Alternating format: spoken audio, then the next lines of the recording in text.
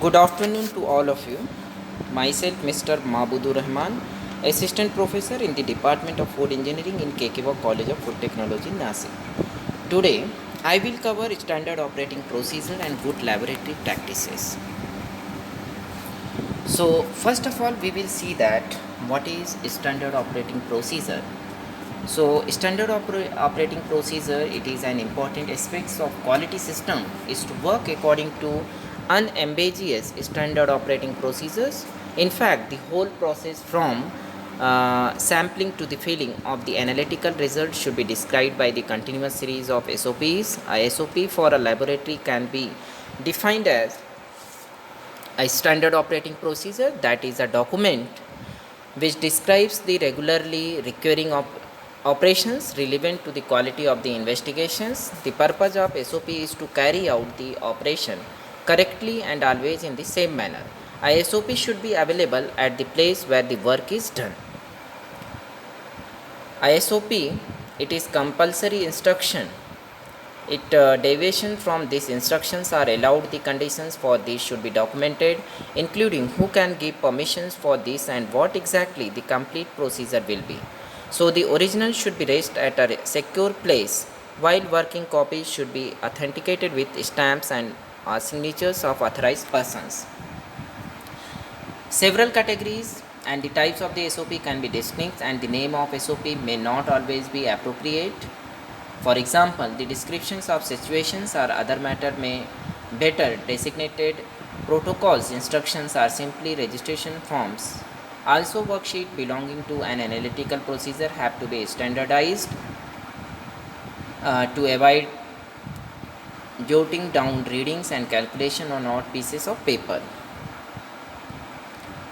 A number of important SOP types are fundamental SOPs, methodic SOPs, SOPs for safety precautions, SOPs for analytical methods, SOPs for the preparation of reagents, SOPs for receiving and regulation of its samples, SOPs for quality assurance, SOPs for achieving and how to deal with complaints. Next one is the good laboratory practices. Good laboratory practices, it is also called as the GLP. So in the experimental research area, the phrase good laboratory practices or GLP specifically refers to a quality system of management control for research laboratories and organization to try to ensure the uniformity, consistency, reliability, reproducibility, quality and integrity of the chemical, including pharmaceuticals, non-clinical safety test from physicochemical properties through acute to chronic toxicity sets. GLP was first introduced in New Zealand and Denmark in 1972 and later in the US in 1978 in response to the industrial biotest lab scandal. It was followed a few years later by the Organization of Economic Cooperation and Development principles of GLP in 1992, and the OECD has since helped promulgate GLP to many countries. So GLP applies to non-clinical studies. Also, we can say that safety or efficacy of chemicals to man, animals and the environment. So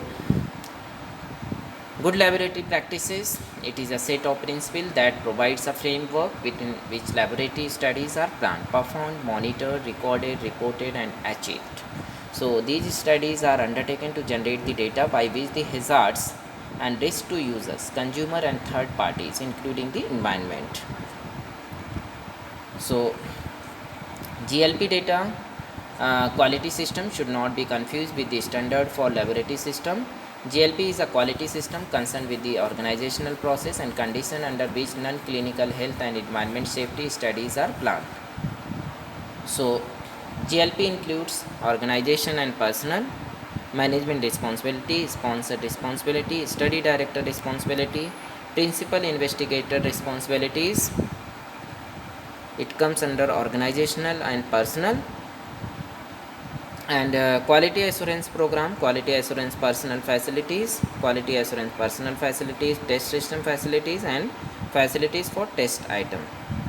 Then equipment reagent and material, and last one is the test systems. Next one is physical, chemical, biological test and reference item, standard operating procedures, and performance of study, study plan, conduct of study, reporting of results, and archival storage of records and reports. Okay, thank you for watching. Once again, thank you.